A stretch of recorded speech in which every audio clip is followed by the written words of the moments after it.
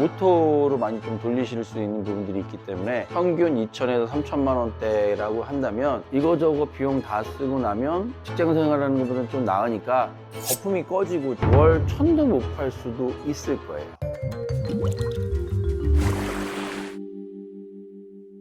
안녕하세요. 사장을 도와주는 사장 사도사 윤상필입니다. 요즘 길거리 어디를 가던 프랜차이즈 커피숍 엄청 많죠. 한 블록만 걸어가도 한 3, 4개씩은 보일 정도인데요. 근데 이런 매장들 과연 다 잘 될까요? 아니면 이제 거품이 꺼지고 좀 정리가 될 시기일까요? 오늘 영상에서는 저가 커피부터 대형 프랜차이즈까지 커피 시장의 현실과 창업 시에 좀 도움이 되는 내용들, 이런 내용들로 한번 이야기를 좀 해볼까 합니다. 이 영상 끝까지 보시면 커피 브랜드별 수익 구조에 대한 어떤 차이점하고 영업이익률 또는 원가율에 대해서도 확실히 아실 수 있고요. 그리고 커피 매장 창업할 때 필요한 내용들 체크를 해 드리도록 하겠습니다. 시작해 볼까요?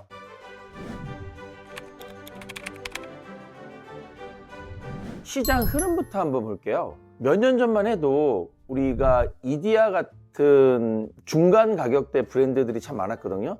근데 요즘은 어떨까요? 약간 양분화됐던 것 같아요. 스타벅스 같은 식으로 비싸지는 부분들이라든지 아니면 아예 컴포츠나 이런 쪽으로 완전 저가형으로 이렇게 나눠지고 있습니다. 그래서 가격을 한번 보면 현대 스타벅스 아메리카노 한 잔이 4,700원, 그리고 이디야가 3,200원, 컴포츠가 1,500원 정도를 받고 있습니다. 고가형 프랜차이즈 매장하고 저가형 프랜차이즈 매장의 커피 가격이 거의 3배 가격이 나는 거죠. 그럼 이렇게 비싸게 받으면 또 많이 남느냐? 또 그건 좀 아닌 것 같아요. 물론 이제 많이 팔면 다다익선이긴 한데, 신기한 거는 프랜차이즈 본사 영업이익률을 보면 스타벅스 같은 경우는 매출이 2조가 넘지만 영업이익률은 한 4.8%밖에 되지가 않습니다. 즉 비싼 가격에도 불구하고 운영 비용이 좀 많이 들어서 수익성은 그렇게 높지는 않다는 얘기겠죠. 근데 반면에 한 잔에 1,500원짜리 커피를 파는 컴포츠 같은 경우는 본사 영업이익률이 무려 41%가 넘습니다. 어마어마하죠. 그러면 저가 커피 회사들이 모두 다 그렇게 영업이익률이 높냐? 또 그렇지도 않아요. 또 신기한 거는 메가커피 본사 같은 경우는 영업이익률이 18% 정도예요. 자, 그러면 고가는 고가라서 이렇다고 하는데, 매장 비용이 많이 들어간다고 하는데, 저가 커피들은 왜 규모도 비슷하고 스타일도 비슷한데 왜 이렇게 영업이익률이 많이 차이가 날까요? 숫자적으로 본다고 하면 원가율이 사실 차이가 좀 나요. 이 두 회사에 결국은 돈을 많이 벌려고 하면 재료비 자체가 적으면 영업이익률이 좀 많이 나올 수 있겠죠. 원가율이라는 게 뭐냐? 프랜차이즈 본사는 가맹점 매장들에게 어떤 물건을 납품하고 또 방법을 알려주고 재료 여러 가지 부분들 있잖아요. 이런 것들이 원가율이죠. 원재료비, 패키징 비용, 또 그걸 만들어내는 제조 가공 비용, 물류 비용, 이런 것들이 프랜차이즈 본사에서 들어가는 원가율에 들어가는 항목이다라고 보시면 될 것 같아요. 조금 더 디테일하게 한번 알아보면 원재료비 하면 이제 커피 원두 이것만 생각하시는데 사실은 원두 가격이 그렇게까지 엄청나진 않아요, 의외로. 근데 가맹점에 재료를 공급할 때 커피만 있는 게 아니잖아요. 거기 우유도 들어갈 것이고 설탕도 들어갈 것이고 요즘 같은 경우는 브레드 들어가는 경우들도 있고, 그래서 이런 식재료, 물류센터에서 운영할 때 들어가는 재고 손실, 폐기 비용, 그 다음에 또 제품 개발에 들어가는 제품 원가 비율, 이런 것들이 다 프랜차이즈 본사 개념에서는 원재료비에 속하는 거죠. 프랜차이즈 본사의 어떤 PB 제품들을 만들어낼 때 어떤 데는 돈을 많이 쓰게 개발비를 엄청 많이 들어가는 데가 있고, 어떤 데는 좀 비용이 적게 들어가는 이런 비용들이 이제 컴포츠가 좀 극단적으로 좀 적었다, 이렇게 볼 수 있지 않을까 싶습니다. 그리고 이제 패키징 비용이라는 게 뭐냐면 포장 용기예요. 이게 포장 용기도 또 엄청 비용이 비쌉니다. 원두보다 사실 더 비쌀 수도 있어요. 왜? 컵 용기 있죠, 뚜껑 있죠, 빨대 있죠, 냅킨 있죠, 이런 커피 하나를 팔기 위해서 그 주변에 들어가는 여러 가지 일회용품들 같은 경우도 사실은 들어가고요. 또 거기에 또 다 브랜드 로고도 박혀 넣어야 되고 이런 내용들이 좀 들어갑니다. 그래서 그런 것들을 만드는 데 들어가는 비용이 원재료비고요. 그거를 이제 보내야 되잖아요. 전국에 1,500개가 있다면 1,500개한테 다 보내줘야 되는데, 그때 들어가는 물류 배송비, 이것들도 일일이 매번 가야 된다면 훨씬 비용이 많이 들 텐데, 만약에 물류 창고를 좀 적소에 잘 배치한다든지 공용으로 사용한다든지 하면 물류비가 상당히 저렴해질 수 있겠죠. 그래서 이런 물류비에 대한 부분들, 그리고 이제 제조 가공비에 대한 부분들도 직접 가공 시설을 운영하거나 직접 진행을 한다면 다른 회사에서 가지고 오는 것보다 저렴할 수도 있겠죠. 외부 가공업체에다 위탁 가공을 맡겼는데 그 비용이 더 적게 들어갈 수 있습니다. 이렇게 회사가 갖고 있는 각각의 그 지금 단계들의 노하우에 따라서 회사들마다 원가율이 달라질 수 있다라고 볼 수 있을 것 같습니다. 여기다가 이제 판관비라는 비용이 있습니다. 판매 관리비를 빼고 나면 이제 그게 영업이익인데, 판관비는 뭐 그렇게 또 많이 차이가 나지 않을 수밖에 없죠. 왜냐면 사람을 써야 되고 뭐 직원이 필요하고 이랬지만 판관비까지 줄여서 본사 이익률을 극도로 좀 높이고 있고, 그러다 보니까 원가율이 낮고 그래서 영업이익률이 높다 보니까 이번에 그 매각될 때도 컴포즈가 상당히 큰 매각 비용으로 매각이 됐지 않았습니까? 결국은 이득이 많이 나기 때문에 그 정도의 비용을 또 그쪽 회사에서는 주고 구매를 했겠죠. 자, 그렇다면 저가 브랜드들은 원가를 어떻게 줄일까요? 물론 숨겨진 영업 비밀이기 때문에, 운영 노하우이기 때문에 사실 정확한 내용을 다 알 수는 없지만 대략 외부에서 이야기하는 내용들을 정리해보면 뭐 한 3가지 정도를 이야기를 합니다. 첫 번째는 대량 구매죠. 원두든 우유든 컵이든 필수 재료품들을 한꺼번에 사서 단가를 낮춘다 라는 부분들이겠죠. 그리고 두 번째는 이제 직접 로스팅을 한다고 하면 중간 유통에 대한 비용을 또 할 수 있으니까 로스팅 비용에 대한 어떤 부분들도 있을 것 같고요. 그리고 이제 세 번째가 운영 및 자동화 시스템에 관련된 부분들인데, 이 자동화 시스템에 따라서 사실은 인건비라든지 이런 게 많이 차이가 나면서 절감시키는 내용들이 아닐까라는 생각을 합니다.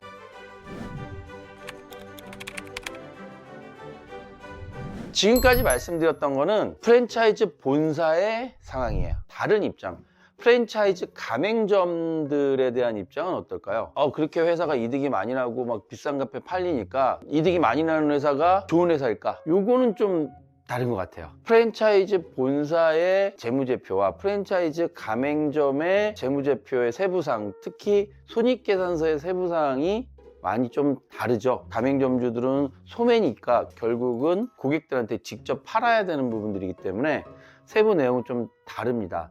물론 본사가 원가율을 잘 조정을 해서 본사 수익이 높다고 하면 본사가 일단 일체적으로 망하지 않으니까 브랜드 파워를 높여갈 수 있고요. 가맹점주 입장에서는 본사가 사실 돈을 많이 버는 게 그다지 그렇게 뭐 단점만 있는 건 아니라서 어떻게 생각하면 윈윈 전략을 할 수도 있습니다. 그런데 그렇다고 본사 이익률이 무조건 높다고 해서 각 매장별의 매장 수익률이 높으냐, 그거는 바로 상관관계가 있지는 당연히 않은 것 같아요. 요즘에 저가 커피 전문점들이 막 엄청나게 많이 생긴 가장 큰 이유는 가맹점 개설 비용이 고가 커피보다 훨씬 저렴하기 때문에 그렇겠죠. 물론 이제 스타벅스 같은 경우는 직영이기 때문에 일반인들한테 이렇게 내주고 이렇게 하는 개념은 아니지만, 그 이외에 나머지 뭐 고가 커피 브랜드의 회사들도 매장이 좀 크고 이렇게 하다 보면 매장 크기랑 인테리어들이 워낙 고급으로 들어가다 보니까 실제적으로 비용들이 많이 들어가는 건 사실이거든요.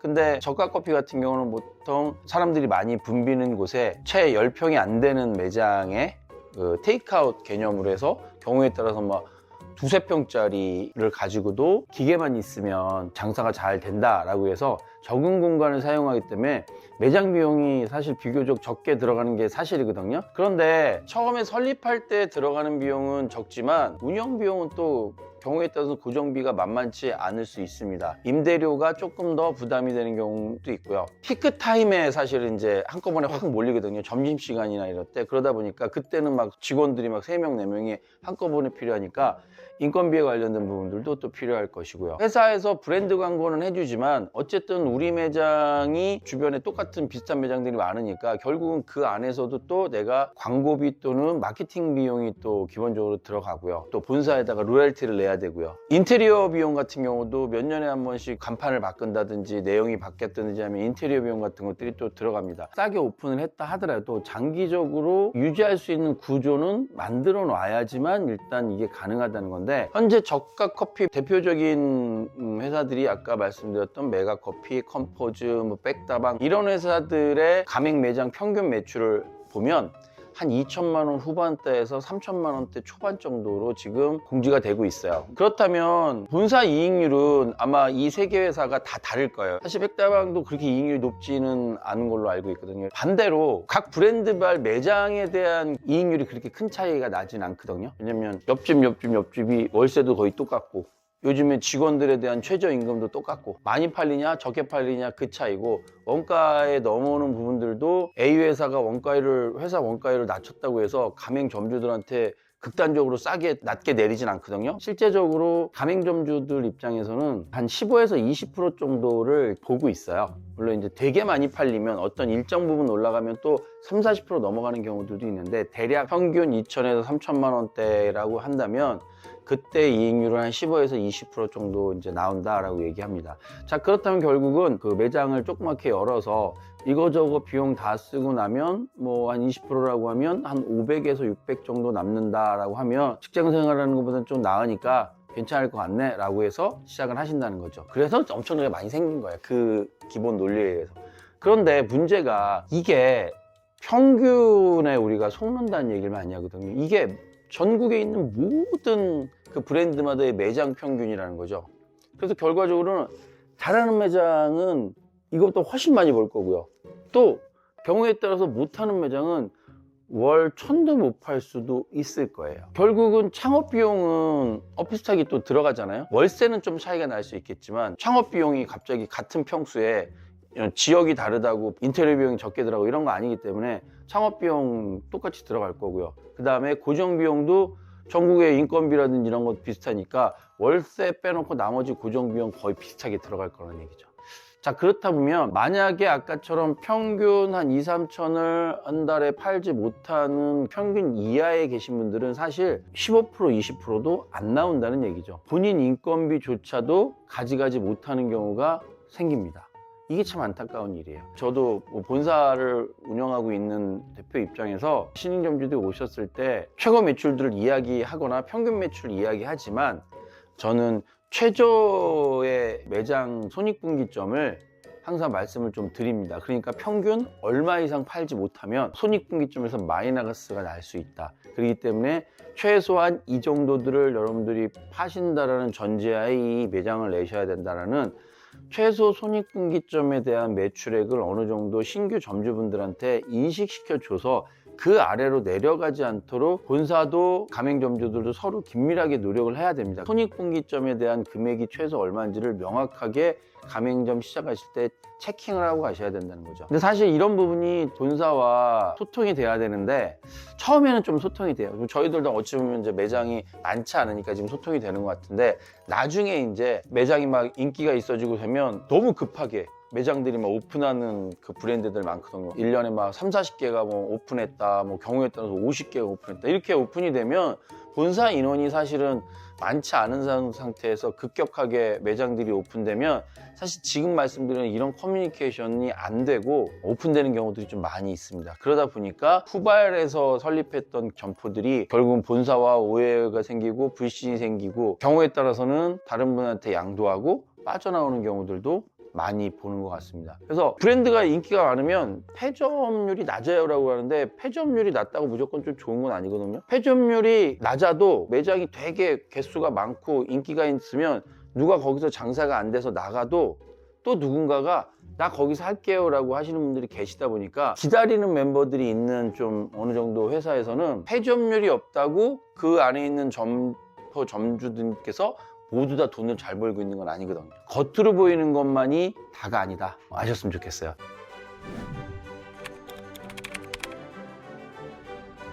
자, 그러면 이제 또 안 하냐? 해야죠. 커피 창업을 만약에 하신다면 이런 점들을 조금 더 집중해서 신경 쓰신 다음에 하셨으면 좋겠다라는 이야기를 좀 한번 드려볼게요. 첫 번째 부분들은 뭐냐면 무조건 어쨌든 상권 분석이 핵심이에요. 그 상권 분석이라는 개념을 보통은 본사가 빈자리가 어디예요? 라고 해서 들어가는 경우들도 있고요. 저쪽에 보니까 월세가 싼 게 하나 있어서 거기 하면 괜찮을 것 같아요 해가지고 하시는 경우들도 있고 그래서 저희는 직접 주변을 걸어 다니시기를 추천을 드려요. 직접 주변을 걸어 다니시면서 첫 번째 반경 한 100m 안에 또는 200m 안에 비슷한 형태의 브랜드가 몇 개인지 체크를 해놓자는 거죠. 단순히 많다가 아니고 실제적으로 몇 개 있고 어느 매장에 어느 정도 가는지, 특히 점심시간이나 출퇴근 시간에 가면 구로 같은 경우 보면 지하철역이 여기 있고 회사가 이쪽에 있는데 큰 길은 이쪽에 있어요. 그러다 보니까 사람들이 회사를 갈 때 이렇게 큰 길로 가서 이렇게 가는 게 아니고 여기 골목길이 있거든요. 이 골목길로 이렇게 내려서 이렇게 해서 회사를 가니까 이 거리가 엄청나게 유동인구가 많아지면서 핫한 거리가 됐거든요. 그래서 이렇게 큰 길만이 아니고 정말 그들이 다니는 길이 어딘지 이런 길들을 최소한 2, 3일 정도 직접 보셔야 되는데, 직접 보지 않고 그냥 본사 말만 믿고 또는 부동산 하시는 분들만 말만 믿고 그냥 덜컹 오픈을 하시는 경우가 너무 많더라. 그래서 상권에 대한 부분들을 처음에 창업하실 때 실제적으로 디테일하게 보셔야 된다. 자, 두 번째는 임대료가 월 매출의 한 15% 정도 돼야 그래도 안정적으로 운영이 좀 가능합니다. 그래서 기본 목표를 우리가 잡을 때 내가 만약에 3,000을 팔겠다 그러면 450만 원 이상의 월세가 나가지 않는 그런 곳들을 좀 찾을 수 있거나 아니면 평수를 줄이거나 이렇게 해서 절대 임대료가 월 15% 미만으로 내려갈 수 있도록 하셔야 나중에 원가율은 어떻게 줄일 수가 없잖아요. 본사에서 넘어오는 비용이 있으니까. 그러면 줄일 수 있는 게 인건비와 월세인데, 인건비도 내가 혼자 한다고 하고 바쁜 시간대에 잘 운영하는 것도 있겠지만 이 처음부터 월세를 너무 세게 들어가면 실제적으로 매출에 대한 부담감이 더 커질 수 있기 때문에 임대료에 대한 비율을 꼭 생각을 한번 해보시고 처음에 규모를 좀 정하셔서 목표를 잡을 때 너무 넓은 매장으로 사용하는 거를 좀 안 하시는 부분들을 좀 추천을 드리고요. 세 번째는 본사를 좀 선택을 하실 때 가맹점주 교육이라든지 물류 시스템은 어떻게 되어 있는지를 좀 제대로 본사한테 따져 물어보셨으면 좋겠어요. 초기 한 3개월이 되게 중요하거든요. 특히 이런 저가 커피 같은 경우는 임팩트 있게 무언가를 딱 해놓지 못하면 묻혀버릴 수 있는 경우가 있기 때문에 그 초기 3개월에 가맹점주 교육이라든지 물류가 원활하게 온다든지 이런 것들이 꼭 제대로 갖춰져 있는 본사를 좀 선택을 하시기를 바라겠습니다. 그래서 그걸 어떻게 알아요? 라고 얘기하면 실제로 운영하시는 점주분들 계시면 좀 한가한 시간에 뭐 선물도 하나 드리면서 어떠시냐고 우리도 이런 거 한번 해보려고 하는데 현장에 계신 분들 말씀을 한번 꼭 들어보셔야 될 필요가 있다는 거죠. 그러면 현장 점주분들의 말이 어떻게 보면 가장 정확할 수 있거든요. 본사는 어쨌든 마케팅을 해야 되니까 나쁜 말을 사실은 할 수는 없잖아요. 그렇지만 가맹점주분들 입장에서는 이분이 하신다고 해서 자기네 뭐 관할구역으로 그럴 건 아니니까 솔직하게 또 말씀을 하십니다. 그래서 자기 이거 매장 했는데 너무 좋더라 이렇게 말씀하시는 분들도 계시고, 반대로 글쎄요 저는 좀 지금 저는 하고는 있는데 딱히 라고 얘기를 하면 약간 말을 하시거나 이러면 지금 뭔가가 그렇게 원활하지 않은 부분들도 있다. 그래서 같은 가맹 매장에 한 번씩 이렇게 좀 운영하시면서 겪었던 뭐 좋은 점, 불편한 점을 솔직히 의견을 들어보시는 게 좋겠다.